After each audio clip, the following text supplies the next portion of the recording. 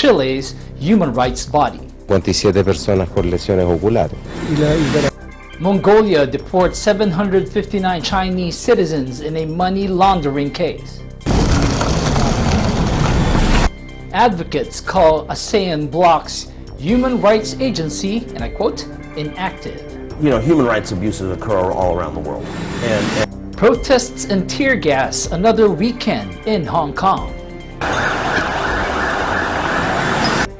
The State Department says, I quote, ISIS remains a top national security priority. You subject that organization to unrelenting. The White House says there is, I quote, enormous progress on China's trade deal.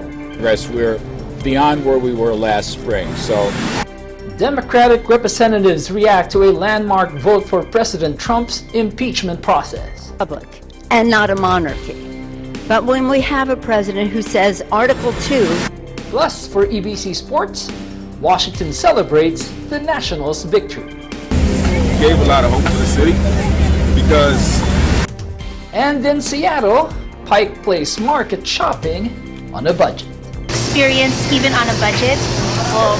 Getting some yummy ube ice cream.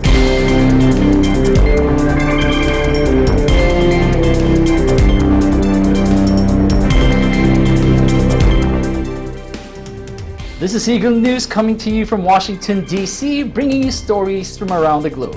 I'm Asa Ramirez. Chile's National Institute of Human Rights shows its concern over eye injuries suffered by 157 people during the last 2 weeks of social unrest in Chile.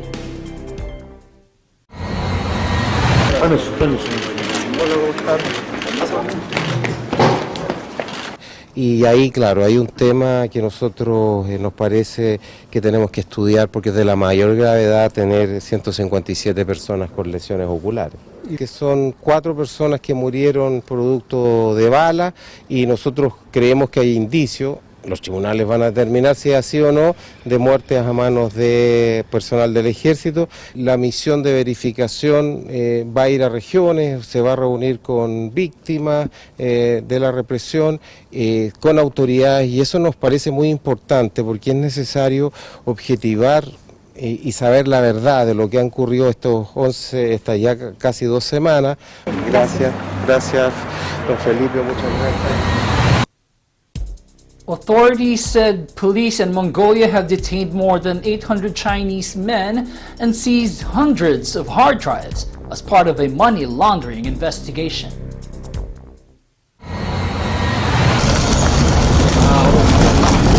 George Pike, General Director of the Mongolian General Intelligence Authority, said the arrests were made on Tuesday in 4 different offices and hotels in Ulaanbaatar where the men were living and working. George Pike said more than 1,000 personal computers and 10,000 mobile phone SIM cards were also found in the raids. The police said the money laundering operation was likely linked to online gambling. Police said 800 Chinese citizens who arrived in Mongolia on tourist visas in August will be deported back to China because Mongolia has no facility to hold all of them. However, George Pike said only the organizers of the money laundering operation, 4 Chinese citizens and 1 Mongolian man, are under investigation. The Chinese embassy offered to cooperate with the investigation.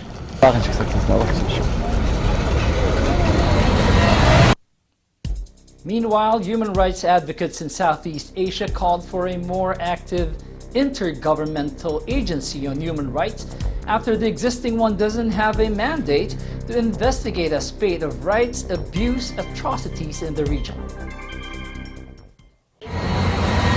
Leaders from the 10-nation bloc met in a regional summit in Bangkok, but experts say human rights issues received little attention in their agenda.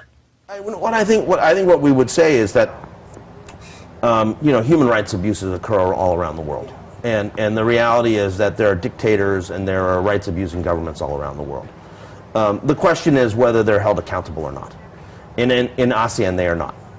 Here in ASEAN, there's no regional infrastructure on human rights except for the ASEAN Intergovernmental Commission on Human Rights, which doesn't even have a mandate to investigate human rights abuses in member states.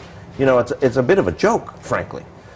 So if you look at Myanmar with the Rohingya, or the crackdown on the opposition by Hun Sen in Cambodia, or the drug war and the over 20,000 killings in the Philippines, with the police encouraged by President Rodrigo Duterte.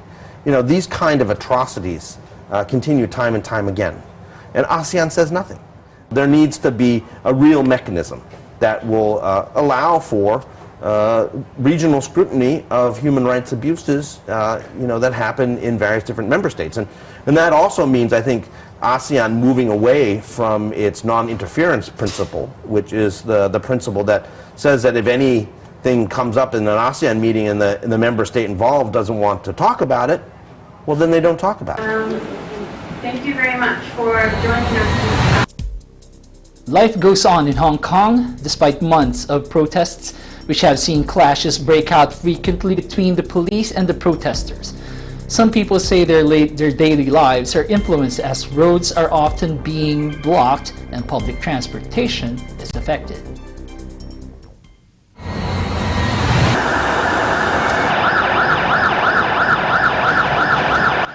Hong Kong police fired tear gas and water cannon Saturday as thousands of democracy protesters hit the streets defying authorities, with another unsanctioned march after Beijing vowed to tighten control over the unrest-plagued city.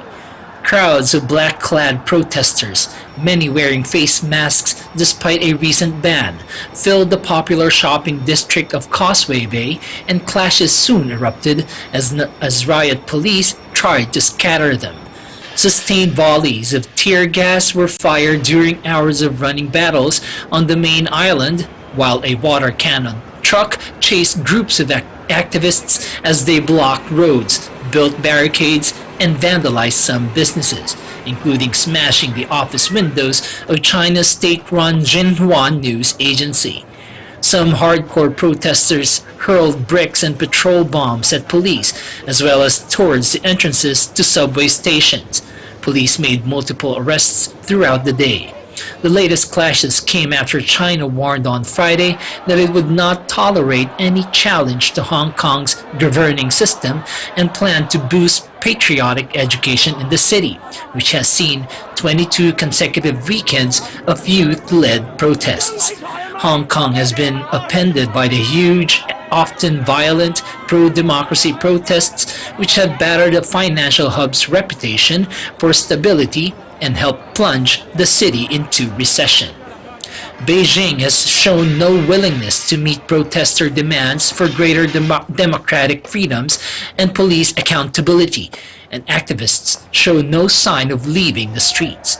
Police had rejected an application for an afternoon march, citing safety fears, but as often in the past, protesters simply defied the ban, despite the risk of arrest and jail for taking part in an illegal assembly.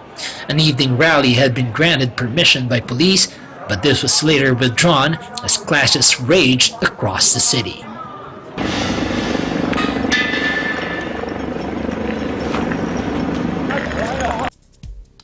Up next, the State Department says, and I quote, ISIS remains a top national security priority. The White House says there is, I quote, enormous progress on China's trade deal. Democratic representatives react to a landmark vote for President Trump's impeachment process. Plus, for EBC Sports, Washington celebrates the Nationals' victory. Eagle News will return in a moment. Stay with us.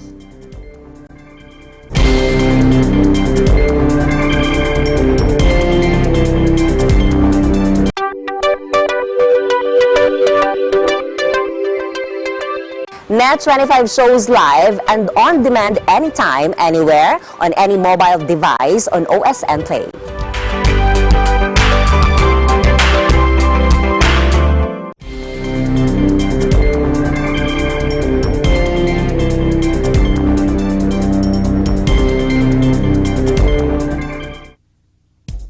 Welcome back. This is Eagle News coming to you from Washington, D.C. I'm Ace Ramirez. Counter-terrorism coordinator ambassador to the U.S. State Department says the Islamic State group, and I quote, remains a top national security priority. The Islamic State group designated a new leader after the death of Abu Bakr al-Baghdadi in a US-led commando raid. Well, ISIS remains a top national security priority. We're aware of the fact that it has selected a new leader. We will continue to subject that organization to unrelenting counterterrorism pressure using all the tools of national power, to include military, intelligence, law enforcement, border security, and financial. We will dismantle the group regardless of who its leadership cadre is. We know that he's going to be facing a sustained and systematic amount of pressure from us and our partners. U.S. top economic aide Larry Kudlow reaffirmed Washington's hopeful message on trade with Beijing after a week in which the two sides exchanged a salvo of confrontational remarks. The White House said Friday U.S. and Chinese officials have made strides toward formalizing the text of a partial trade deal, but it remains incomplete.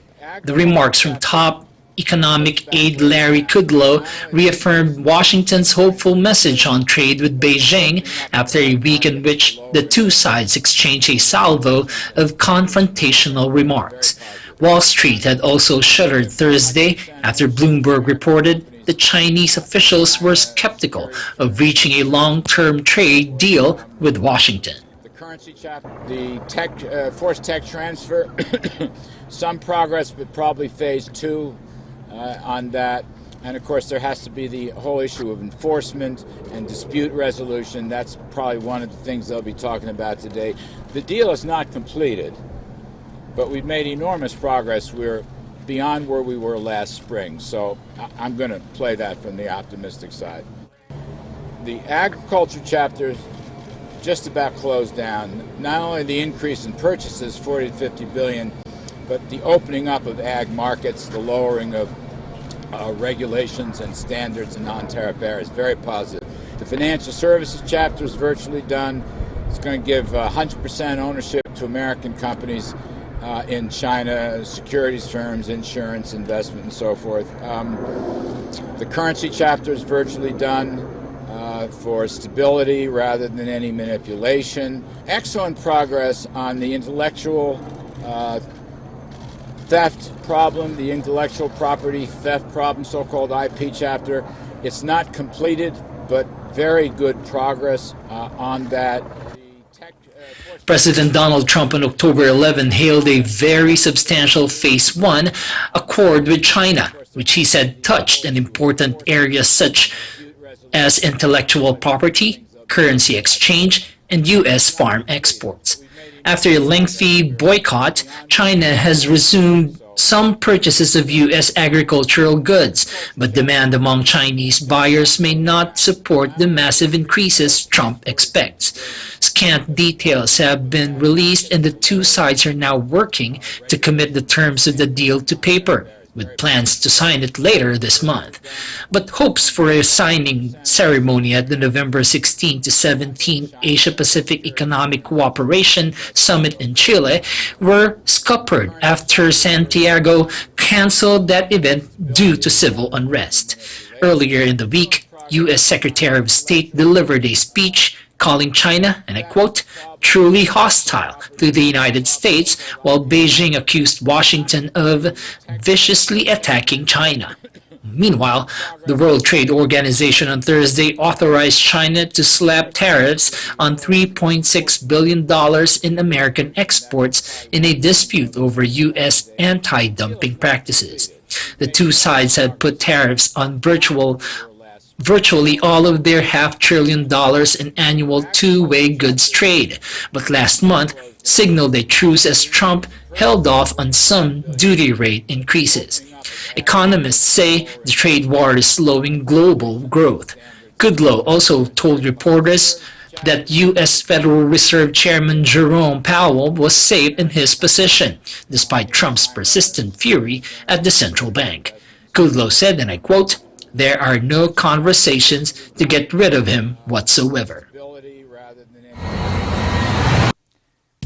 In other news, a deeply divided Congress formally opened a new public phase of the investigation into Donald Trump on Thursday as U.S. lawmakers voted for the first time to advance the impeachment process targeting the U.S. president.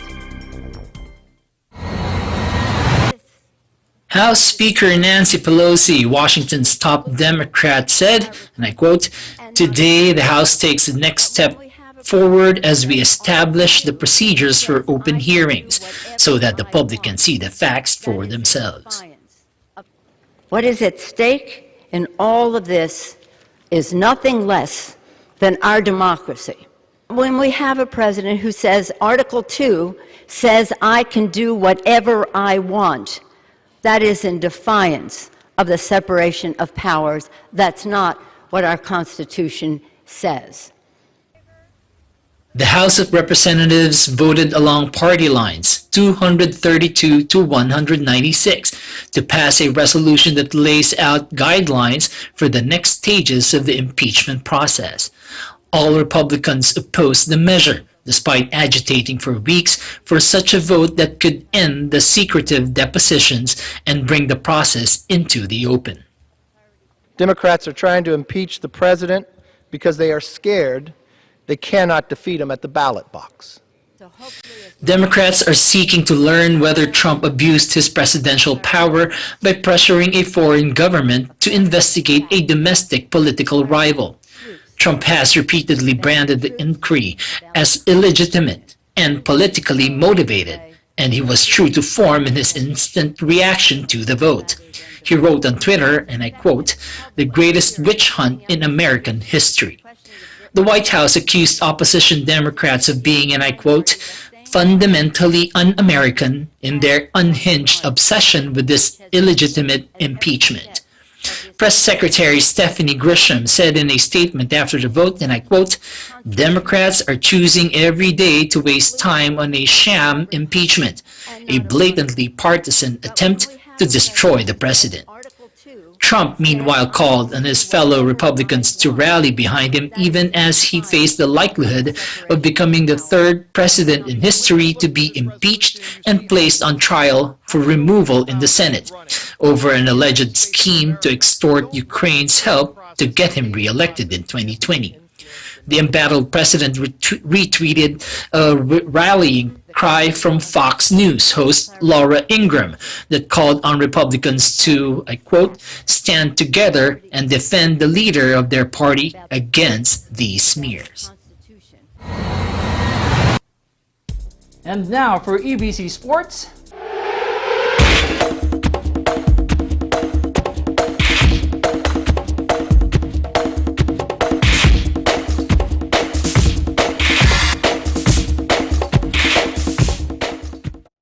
Washington celebrated the victory of the Nationals after their come-from-behind win not only in the World Series, but also for the entire season. Eagle News correspondent Ken Cruz spoke to some fans celebrating at the nation's capital. Here's the report. There's a lot of things going on here in the United States, particularly here in the nation's capital. Large and serious issues like threats of war, the economy, impeachment. Today, for the people gathered here in the streets of DC, none of those things are a priority at the moment because the Washington Nationals are the World Series champions for the first time in the franchise's history.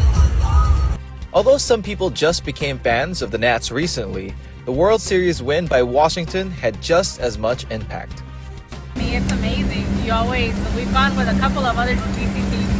We haven't had the best of luck, but I mean, pretty cool, especially now coming to the parade, seeing everybody just united as one is pretty cool. It's my first time and it's amazing.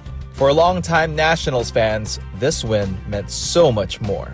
Being from DC, born and raised, and of course being a supporter of every home team, Wizards, Redskins, Nats, when they were 19 and 31, of course, a player like Bryce Harper, it's like, okay, well, it's just another DC team, another bad season. But when they turned it around and, eventually winning 90 games, it was like, okay, and actually getting into the wild card round. I was like, okay, maybe we got something here, but they're probably going to lose. And then seeing them make it out of the wild card round, and then beating the Dodgers, and then beating the Cardinals, I was like, okay, I think we're on to something. And making it to the World Series, of course, was pretty big. Whether one was a first-time admirer of the Nats or a loyal fan who's witnessed the ups and downs of the franchise, many agreed that the win and even the victory parade brought Washington, D.C. together. I feel like it helps us just because, like I said, you could see during the parade, everyone was just united. Everyone's energy and their vibes just kind of pumped everyone else up. Everybody was just friends with each other without even knowing our names. It was pretty cool.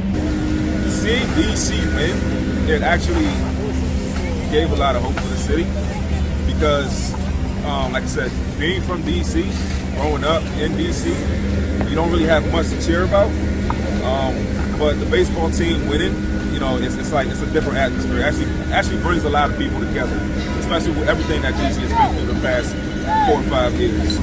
It brings the human out of people. You see that in more ways than none, we're actually all pretty much alike. And we can all come together and cheer for a common cause. From the Nationals victory celebration here in Washington, D.C., I'm Ken Cruz, 125. Thanks, Ken. Up next, we will take you to Pike Place Market in Seattle, Washington for a shopping adventure on a budget. Eagle News will be right back. Stay with us.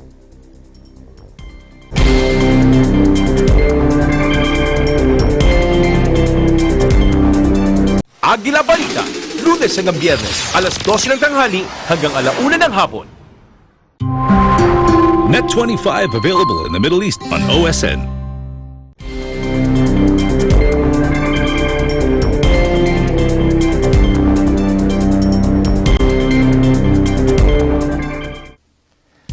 You are watching Eagle News coming to you from Washington, D.C. I'm Ace Ramirez.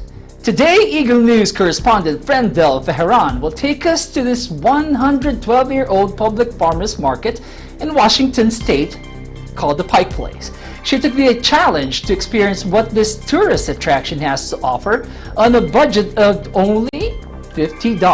Let's take a look. It's another beautiful fall evening here in Seattle, Washington. I am standing on Pike Street, intersecting Pike's Place, in the most popular market. I'm sure you can tell from behind me.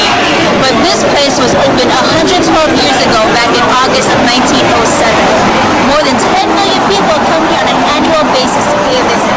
Why? Maybe it's because of the location. It does overlook Elliott Bay, where a very popular marketplace overlooks. What is this marketplace, and why is it so popular? Is it because of its location?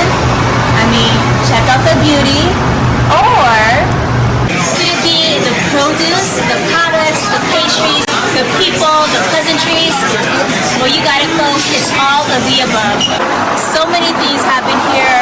So many people come to visit, whether you're a local or a tourist. Today, I'm a local coming here on a $50 budget, still determined to have an experience and to really see where my $50 can take me and what kind of memories I can create here at Pike's Place Market.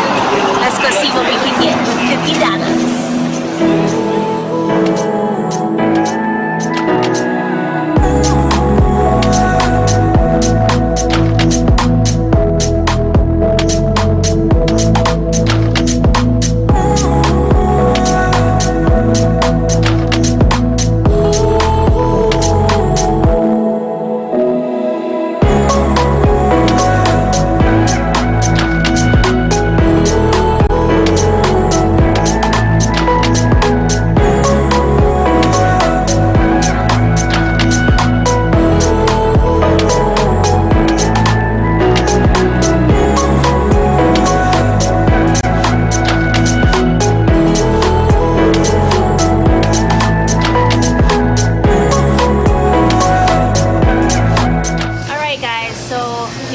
About having an experience even on a budget. Well, getting some yummy ube ice cream is going to be part of that awesome experience here at Pike Place Market.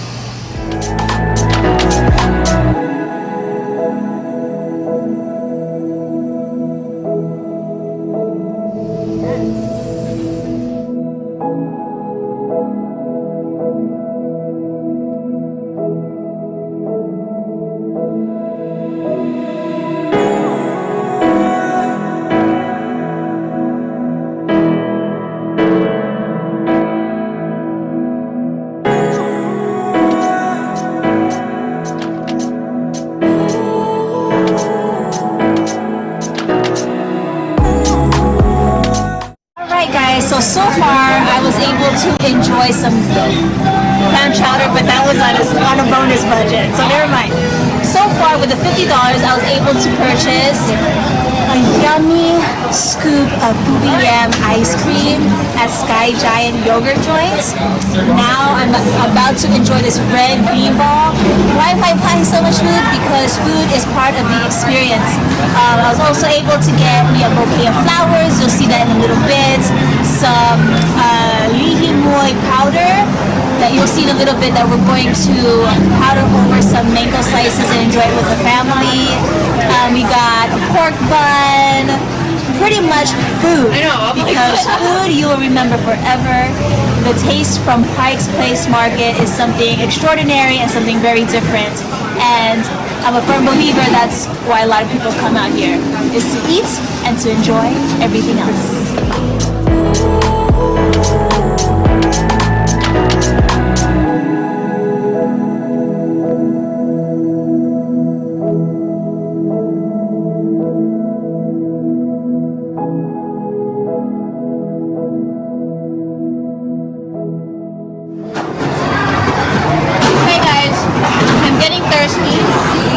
I do have a few dollars left, and I think I'm going to spend it on myself again with a nice cup of coffee. The original Starbucks was actually established here on this very street, Pike's Place. So, we're going to go get a cup of coffee.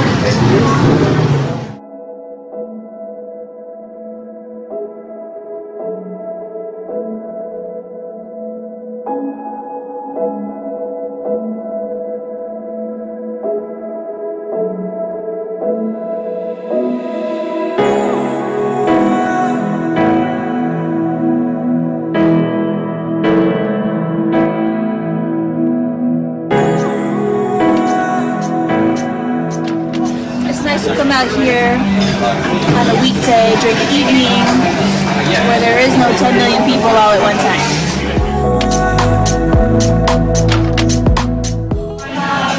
So I finally spent my last few dollars, and I said I was going to do it for myself with this cup of coffee, but I actually got it for Jacob, who's my cam off. Go ahead and put the camera to yourself. Go ahead. I can't. But I really thank my crew for helping me with this first vlog here in Seattle. I'm friends of Heron, Eagle News 125.